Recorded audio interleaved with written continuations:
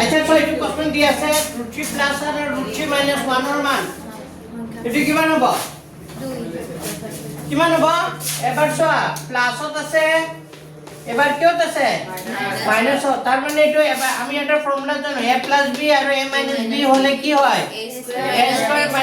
b² মনত কৰিছিল না সদায় মন ৰাখিবা এনেকাটো অংক আহিব তো এবাৰ প্লাস এবাৰ মাইনাসত আছে তার মানে এটো ফর্মুলা হ'ব a² - কি হ'ব b² তো এটো হ'ব √3² মাইনাস কিমান হ'ব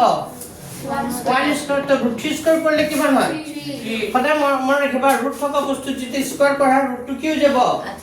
আহি যাব তার মানে 3 - 1 তার 3 - 1 মানে কিমান হ'ব आंसर 2 এটা आंसर আচ্ছা প্রথম প্রশ্নটো দি আছিল এটা বর্গ হয় বর্গ কি হ'ব পাৰে আয়ত হ'ব পাৰে সামুদ্ৰিক হ'ব পাৰে ৰম্বাস তো বৰ্গ এটা কি হ'ব পাৰে আয়ত হ'ব পাৰে সামুদ্ৰিক হ'ব পাৰে ৰম্বাস হ'ব পাৰে তো এটো ওপৰৰ আটাইবোৰ হ'ব হ্যাঁ পিছত 2 নম্বৰ প্ৰশ্নটো কৈছে এটা ত্ৰিভুজৰ দুটা বাহুৰ সমষ্টি তৃতীয় বাহুতকৈ কি হ'ব দুটা বাহুৰ সমষ্টি তৃতীয় বাহুতকৈ কি হ'ব ডাঙৰ পিছত এটো কি দি আছে ত্ৰিভুজৰ সমান বাহুৰ বিপৰীত কোণবোৰ কি হয় সমান আমি এটা উপপাদ্য পাইছিলো মনত আছে নে যদি এটা ত্রিভুজ এইটো ত্রিভুজ এবিসি ত্রিভুজ বাহু দুটা সমান হলে তার বিপরীত কোণবোৰ কি হৈ যায় সমান তো এইটো পদ্ধতিটো কি হ'ব ত্ৰিভুজৰ সমান বাহুৰ বিপৰীত কোণবোৰ কি হৈ যাব সমান হ্যাঁ এটা ইম্পৰ্টেন্ট কোশ্চেন আহিব পাৰে আচ্ছা এক নম্বৰ প্ৰশ্নটো কৈছে যদি এটা চতুৰ্ভুজৰ কৰ্ণ দুটাৰ পৰস্পৰ সমদ্বিখণ্ডিত হয় তেন্তে ই কি হ'ব তেন্তে আমি জানো যে সামুদ্ৰিকৰ কি হয় এনেকা এটা উপপাদ্য পাইছিলো 8 কিমান আছিল উপপাদ্যটো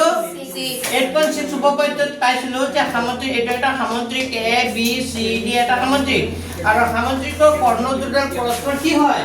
সমদ্বিখণ্ডিত মানে এনেকা যে সামুদ্ৰিকৰ কৰ্ণ দুটা যদি এনেকে সংযোগ কৰি দিয়া তেতিয়া সমানে কেই ভাগ হ'ব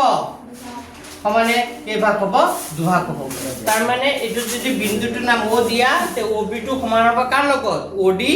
আৰু OA টো সমান হ'ব কাৰ লগত OC এটা আমি উপপাদ্য প্ৰমাণ কৰিছো আহিব এটো কিন্তু উপপাদ্য ভেৰি ভেৰি ইম্পৰ্টেন্ট তো এটা পদ্ধতিটো কি হৈ যাব সামুদ্ৰিক নেক্সট প্ৰশ্নটো কৈছে 20 মাত্ৰাযুক্ত বহুপদ মাত্ৰা মানে কি আছিল ঘাত মানে চলকৰ ওপৰত যেটো সৰ্বোচ্চ ঘাত থাকে এটোকে কি বুলি কয় মাত্ৰা হয় তো এটো চলকৰ ওপৰত ঘাত কিমান আছে এটা আছে নেকি চলকৰ ওপৰত একো নাই মানে কি আছে ইয়াত 1 ইয়াত এটো কি আছে 1 তো ইয়াত দেখা দেখি গম পাইছো এক চলকৰ ওপৰত কিমান আছে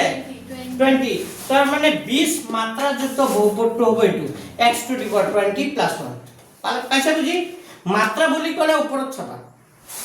আকৌ নেক্সট প্ৰশ্নটো তলৰ কোনটো বহুপদ নহয় নহয় বুলি কৈছে তাৰ মানে কেতিয়া কেতিয়া নহয় মই কৈছিলো যদি ৰুটৰ চলক কোনটো থাকে ৰুটত থাকে তো চলক ৰুটত থকা আছে নেকি আছে তো অপশন কাৰেক্ট অপশনটো কোনটো হ'ব 3 নম্বৰ 4 নম্বৰ প্ৰশ্নটো চোৱা তলৰ কোনটো এটা ধ্ৰুৱক বহুপদ মানে কি আছিল ধ্ৰুৱক মানে কি আছিল সংখ্যা যে হয়নে না চলক থকা যেটো সংখ্যা তো ইয়াত চলক আছে ইয়াত আছে নাই তো ধ্ৰুৱক পদ কি হ'ব 2 নম্বৰ অপশনটো খা পালা বুজি লিখিবা খেলা নকৰিব আচ্ছা এক মাত্ৰাযুক্ত বহুপদ কোৱা হয় তেতিয়া এটো কি হ'ব ৰৈখিক x³ + y³ ৰ মান এটো শুদ্ধত এটো এটা ফৰ্মুলা আছিল ফৰ্মুলাটো হ'ব x + y x² - xy কি হ'ব y² আৰু যদি এটো প্লাসত না থাকে এটো কি দিলে হয় মাইনাস খালি ইয়াত কি হৈ গলে হয় মাইনাস ইয়াত কি হৈ গলে হয় প্লাস ডিফারেন্স দিছে যেটো এটো প্লাসত দিছে তেটো এটো প্লাস হ'ব ইয়াত কি হ'ব মাইনাস খালি মনত থাকিব না ফর্মুলাটো দুটা ফর্মুলা মনত ৰাখিবা দুটাৰ ভিতৰত যিকোনো এটা দিব পাৰে MCQ কাৰণ 45 টা MCQ দিব এইবোৰে দিব তুমি ফর্মুলাটো জানা না না এটো চাব বুজি পাইছা নেকি কিছু তো এটো ফৰ্মুলাৰ आंसर এটো आंसर এটো প্ৰশ্নৰ आंसर এটো চোৱা y অক্ষৰ ওপৰত থকা কোনো বিন্দুৰ স্থানাংক যদি বিন্দুটো y অক্ষৰ ওপৰত থাকে হ্যাঁ ও x অক্ষৰ ওপৰত থাকে তেটো y মানটো কি হৈ যায় 0 তো y মান 0 থকা কোনটো আছে এটা x ৰ মান এটো কাৰ মান y মান এটা x ৰ মান এটো কাৰ মান y মান 0 থকা অপচন কোনটো আছে এটো x অক্ষৰ বুলি নকয় যদি y অক্ষৰ ওপৰত বুলি ক'লে হয় 0,y 0,y মনত থাকিব এটা এটা ফৰ্মুলা আছে মই লিখি দিছিলো মানে আৰু চোৱা এটা বিন্দু যাৰ স্থানাংক ঋণাত্মক তেতিয়া বিন্দুটো থাকিব স্থানাংক ঋণাত্মক মানে কি x ৰ মান y মান দুটা ঋণাত্মক হয় কোনটো চুকত তৃতীয় চুকত আৰু x ৰ মান y মান দুটাও ধনাত্মক হয় কোনটো চুকত প্ৰথম চুকত মনত আছে না লগলাপ প্ৰথম চুকত অল পজিটিভ দ্বিতীয় চুকত অল নেগেটিভ তো তৃতীয় চুক হ'ব পিছৰ প্ৰশ্ন চোৱা এক নম্বৰ প্ৰশ্নটো কৈছে এটা বিন্দুৰ মাজেৰে যোৱা ৰেখাৰ সংখ্যা এটা বিন্দু এইটো এটা বিন্দু এই বিন্দুটোৰ মাজত যোৱা ৰেখাৰ সংখ্যা কিমান হ'ব পাৰে অসীম এইটো এনসাৰটো কি হ'ব অসীম ঠিক আছে এটা বিন্দুৰ মাজেৰে যোৱা ৰেখাৰ সংখ্যা অসীম পিছত 2 নম্বৰ প্ৰশ্নটো কৈছে তলৰ কোণটোৰ বাবে x এটা প্ৰত্যাৱৰ্তী কোণ তো প্ৰত্যাৱৰ্তী কোণ কাক বোলে 180 কৈ ডাঙৰ 360 সৰু 360 কৈ কি হ'ব পাৰে মানে 180 to 360 ভিতৰত হলে হেতু কোন কি বুলি কয় প্ৰত্যাৱৰ্তী কোণ মানে এটো কাৰেক্ট অপচন কি হ'ব 180 আৰু 360 মানে প্ৰত্যাৱৰ্তী কোণটো 180 ডিগ্ৰীতকৈ ডাঙৰ 360 ডিগ্ৰীতকৈ সৰু তো কাৰেক্ট অপচনটো হ'ব আহিব কিন্তু কমন ভুল নকৰিবা আহিব এইটো কমন একদম কমন কোৱেশ্চন এইটো বছৰিকা পৰীক্ষাৰ কাৰণে এইটো একদম 100% কমন কোৱেশ্চন বুজি পাইছা 100 এক নম্বৰ পাইছা বুলি ভাবিয়ে লোৱা মই এক নম্বৰ পাইছো আৰু লাগি কিমান 99 আচ্ছা নেক্সট প্ৰশ্ন দুটা ৰেখাই কিমানটা বিন্দুত কটাকটি কৰিব পাৰে এটা দুটা ৰেখাই কিমানটা বিন্দুত কটাকটি কৰিব পাৰে এটা পিছত কৈছে যেতিয়া দুটা খণ্ডিত কোণ যোগফল কিমান ডিগ্ৰী হয় 180 ডিগ্ৰী তেতিয়া কোণ দুটা কোৱা হয় কি দুটা কোণ যোগফল 180 ডিগ্ৰী হলে কোণ দুটা কি কোণ বুলি কোৱা হয় ৰৈখিক জুৰিয়া বা ৰৈখিক কোণ তো কাৰেক্ট অপচনটো হ'ব অপচন বুজি পাইছো লগলা হ্যাঁ আৰু কৰিবানে কৰিবা ঠিক আছে আৰু দুটা মান কৰি দিছো আচ্ছা এক নম্বৰ প্ৰশ্নটো কৈছে √27 এটা √27 সংখ্যাটো কি সংখ্যা পৰিমেয় সংখ্যা অপৰিমেয় সংখ্যা অখণ্ড সংখ্যা এটাও নহয় এতিয়া তুমি চাব লাগিব √27 মানে কি লিখিব পাৰো 3 কিমান 3 3 গুণ 9 3 গুণ কিমান 27 তো দুটা তিনি পৰা কেটে তিনি ওলাই আহিব এটা আৰু থাকি যাব তাৰ ৰুটত আছে ৰুটত থাকিলে এইটো কি সংখ্যা তিনি প্ৰথম অপৰিমেয় কি সংখ্যা হ'ব তো √27 টো এটা কি সংখ্যা অপৰিমেয় সংখ্যা বুজি পাইছা নেক্সট কোৱেশ্চন টো চোৱা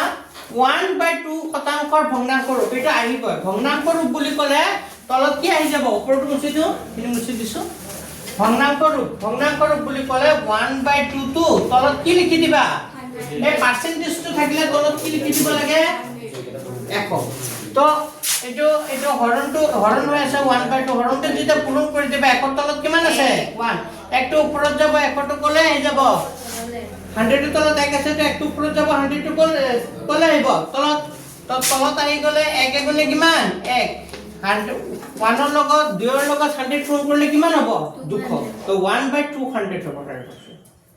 কিমান হ'ব তো ভগ্নাংক ৰূপত মিলে কেনেকৈ নিব লাগে গম পাইছা ওপৰত যিটো থাকিটো লিখিবা তলত কি লিখি দিবা 100 কাটাকাটি কৰিবা পূৰণ কৰিবা যিটো হ'ব এইটো আনসাৰ তো কাৰেক্ট অপচনটো হ'ব 1/200 ঠিক আছে মানুহ ঠিক হৈ হেল্ল' নাই হোৱা নাই আচ্ছা হোৱা নাই আচ্ছা নেক্সট প্ৰশ্নটো চোৱা এটো হ'ল 1 হ'ল 2 হ'ল 3 নম্বৰ প্ৰশ্নটো চোৱা এটা বস্তুৰ বেচা দাম কিমান টকা 1800 শুনিবা দে বেছি যে বস্তুটো কিমান 1800 টকা মানুহজনৰ লাভ হৈছে কিমান 300 টকা তেতিয়াহ'লে শতকৰা লাভ কিমান হ'ব মানুহজনৰ 300 টকা লাভ হৈছে তো মানুহজনৰ 300 টকা লাভ হলে মানুহজনৰ বস্তুটো কিনিছিলে কিমান টকা 1800 টকা বেচিছে 300 টকা লাভ হ'ব লাগিব তাৰ মানে 1800 পৰা 300 বাদ দিয়া কিমান থাকিল 1500 মানে মানুহজনে কিনিছে কিমান টকা বস্তুটো তাৰ মানে কিনিছে কিমান টকা 1500 টকা 300 টকা লাভত বিক্ৰী কৰিছে 300 টকা লাভ কৰি বিক্ৰী কৰিছে কাৰণ বেচিছে কিমান টকা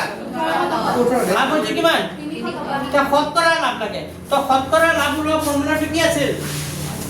শতকৰা লাভ লোৱা ফৰ্মুলা কি আছিল কোৱা শতকৰা লাভ শতকৰা লাভ লাভত দিলে ওপৰত লাভ তলত কিনা দাম ইনটু 100% এইটো মনত ৰাখা ফৰ্মুলাটো লিখি লোৱা লাগে ওপৰত লাভ তলত লিখিব লাগে কিনা দাম ইনটু কিমান হ'ব 100% তো ওপৰ লাভ কিমান হৈছিল এইটো লাগিব লাভ কিমান হৈছিল 300 টো ক'ত হ'ব ওপৰত কিনা দাম কিমান 1800 টো ক'ত হ'ব তলত ইনটু 100% হা কিনা দাম 1500 হলে তো 00 কাটা গ'ল হয়নে নাই তো 00 কাটি দিলো 15 ৰে 30 গৈ আছে 15 দুগুণে কিমান 30 এটা তাৰ মানে আনসাৰটো হ'ব 20% সত্তৰ লাভটো কিমান হ'ব 20 পালা না বুজি পাইছা আজি হবে কিটা তো নেক্সট আৰু থাকে কেটা মানে এসিটো কৰাম আৰু কেটা মানে আহিবা তাৰ পিছত আমি লেসনৰ অংক কৰিম হ'ব